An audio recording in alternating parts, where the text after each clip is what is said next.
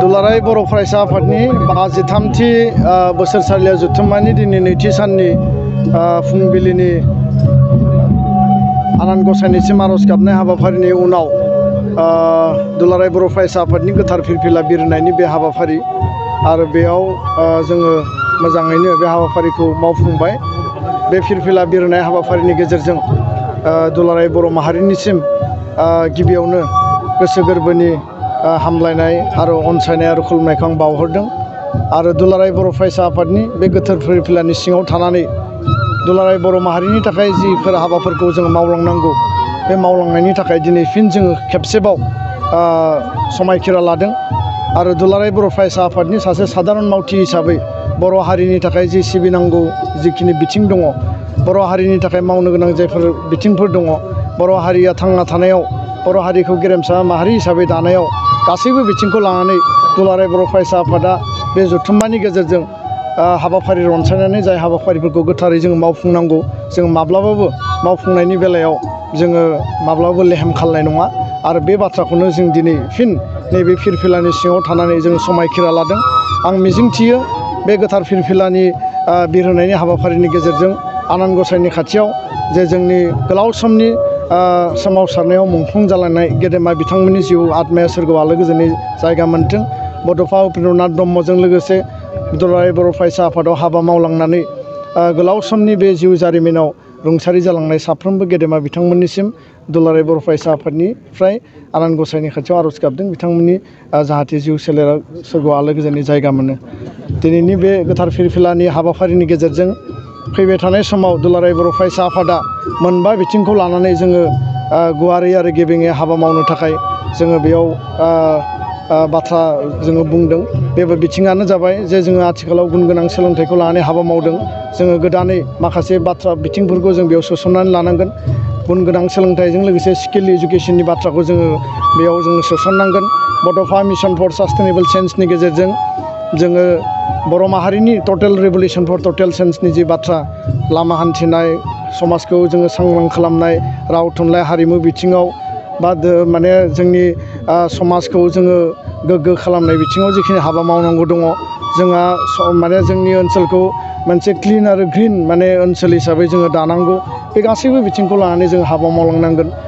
Economic रिभलिउसननि बाथ्रा, रांखान्थि बिथिङाव जोङो जौगानांगोन। जाय हारिया रांखान्थियाव जौगानाय बे हारिया जेब्लाबो माने बिश्व दरबाराव गावखौनो प्रतिष्ठा खालामनो हादों आरो बेजों लोगोसे मोनसे हारिनो सोलोंथाइया गोनांथार।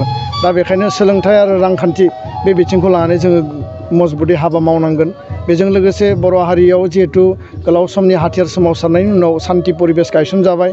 दिनै बर' हारिनिफ्राय हाथियारनि जि सोमावसारनाय बे कमप्लिटलि जोबनानै थांबाय आरो बर' हारिया दिनै माने हाथियार गैयै मोनसे समाज हिसाबै गायसनजाबाय आरो जिहेथु गोजोना गायसनजाबाय आरो बेयाव मोनब्रैबो NDFBनि हान्जाया जिहेथु बे सुक्तियाव बिटिआर गोजोन गोरोबथाखौ बिथांमोना सहि होबाय आरो बिनि गेजेरजों जि गोजोन गायसनजाबाय बे गोजोना अरायबो जाहाथे गोजोर जायो बिनि थाखाय दुलाराय बर' फरायसा आफादा हाबा मावगोन आरो खौसेथिनि थाखाय माहारिनि गेजेराव, आफादफोरनि गेजेराव, दैदेनगिरिफोरनि गेजेराव बा गावस्रा गावस्रि जिखिनि थासारि जोंनि गेजेराव जिखि थाया मानो जोङो खौसेयै दुलाराय बर' फरायसा आफादा बयखौबो बजबनानै हाबा मावलांनो थाखाय जोङो बेयाव माने बाथ्रा बुंदों। दा बेखायनो आङो सानो जे फैबाय थानाय समाव बिटिआर सुक्तिनि मोनफ्रोमबो दफाफोरखौ रोखा रोखायै जों मावफुंनांगोन।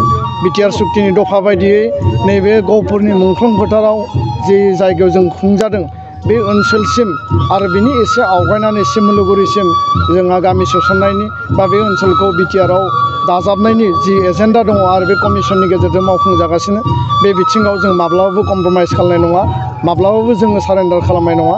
बे बिथिंखौ लानानै जों हाबा मावगोन आरो सरकारजों जिखि लेभेलसिम जों जुजिनांगौ जोंनि नाजानाया माब्लाबाबो खम जानाय नङा। दा बेखायनो पलिटिकेल जिहेतु बे मेटारखौ लानानै खोब स्मुथलि, खोब माने इन्टेलिजेन्टलि जोङो खामानि मावनांगोन दङ होननानै आं सानो।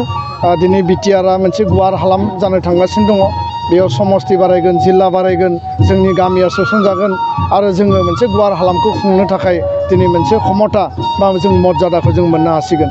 बिनि बायजोआव रायजो जानाय बर'फोरखौ लानानै बर' कसारि वेलफेयार अट'नमास काउन्सिल जे बिल, बे बिलआ आइनि महर मोननायनि लामायाव आरो बिनि उनाव इन्टारिम काउन्सिल जागोन, बेयाव बिसायख'थि जागोन दा बे काउन्सिलखौ सामलायनो थाखाय जोंनि UBPOनि दैदेनगिरि एबसुनि आरो लोगोसे NDB मोनब्रै हान्जानिबो गासैबो ज' सावरायलायनानै सागानगिरिफोरनि गेजेराव सावरायलायनानै फैबाय थानाय समाव बर' कसारि वेलफेयार अट'नमास काउन्सिलखौ बर' हारिनो नांनाय बायदि बर' हारिनि हा हु रैखाथिनिफ्राय लानानै राव थुनलाइ आरो बे ओनसोलाव रायजो जानाय बर' फिसाफोरनि आबुं जौगानायनि थाखाय ज'है जोङो डिसिसन लानांगोन इउनाइटेडलि जों डिसिसन लानांगोन।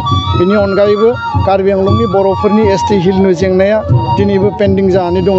बे बिथिङाव भारतनि नखर मन्त्रि बिथांखौ जोङो स्पष्टयै 26 डिसेम्बराव गुवाहाटीनि लक निर्माण भवनाव लोगो हमनायाव जोङो बुंदों आरो बिथाङा जोंनो बाथ्रा होदों जे फैबाय थानाय समाव कार्बि आंलंनि जेंनाखौ गोख्रैनो सुस्रांनो थाखाय बिथांमोना राहा लागोन होननानै बुंदों। बे समाव बर' रावा भारतनि 80 सेड्युलाव सोसनजानायनि उनाव नैबे सुक्तिनि गेजेरजों जोङो आसामनि लोगो सरकारि राव हिसाबै जों गायसननो हाबाय। बर' बिजोंनि सोलोंथाइखौ रोखा आरो आबुं खालामनो थाखाय स्कुल प्रभिन्सियेलाइजेसन कमिटिया खामानि मावगासिनो। बर' मिडियामनि स्कुलखौ नायनो थाखाय आसामाव जोङो स्टेट लेभेलनि director of education for Bodo' medium जों मोननो हाबाय आरो बिनि अनगायैबो गोबांथार माखासे जिफोर बिथिंफोर दङ दिनै मावफुंजागासिनो दङ।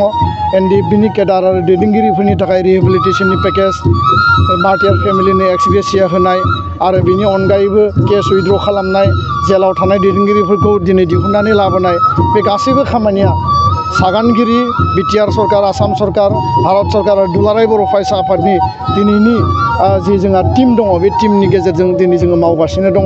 आं मिजिंथियो बर' माहारिबादखौ जों फोथांना लाखिनांगोन। बर'नि सोमावसारनाय फिजिकेल मुभमेन्टआ जोबथ'फैबाय। बे सुक्तिनि गेजेरजों गोजोन थासारि गायसनजाबाय।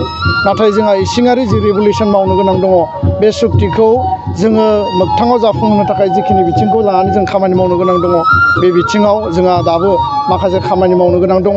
सुक्तिया जालांबाय, दुलाराय बर' फरायसा आफादा मावनो गोनां हाबा गैलिया बेबायदि बाथ्रा गैया। बर' बड'लेण्ड जेंना सुस्रांनाय आलादा रायजोनि दाबि, बे दाबिया जोंनि गुबै दाबि आरो बे दुलाराय बर' फरायसा आफादनि 100 एजेन्डानि गेजेराव मोनसे गुबै एजेन्डामोन आरो बे एजेन्डाखौ लानानै दिनै सुक्तिया जालांबाय। जोंनि जि फैबाय थानाय समाव जोंनि एसपिरेसन बेखौ गारनायनि बाथ्रा गैया, कमप्रमाइज सारेन्डार खालामनायनि बाथ्रा गैया। बे एजेन्डाया कन्टिनिउ जागोन आरो दिनै जिहेतु सुक्ति जाबाय, सुक्तिखौ मावफुंनाया दिनैनि टप प्रायरिटि आरो बेखायनो बे सुक्तिखौ मावफुंनो थाखाय जों सावरायगोन, गोजोनै जोङो डिसकास खालामगोन, जोङो सरकारखौ मदद खालामगोन आरो सम जायोब्ला नांगौ जायोब्ला सुक्ति मावफुंनायाव लेहेम जायोब्ला जोङो सावरायनायनि गेजेरजों शान्तिपुर्ण भाबै जोङो प्रयजन जायोब्ला सोमावसारफिननोबो जों गोनां जानो हायो। दा बेखायनो राजखान्थि बिथिंजों जोङो गावनिनो मोनसे सरकार BTRआव जोङो मोनबाय प्रमद बर'नि, गबिन्द बसुमतारीनि दैदेननायाव।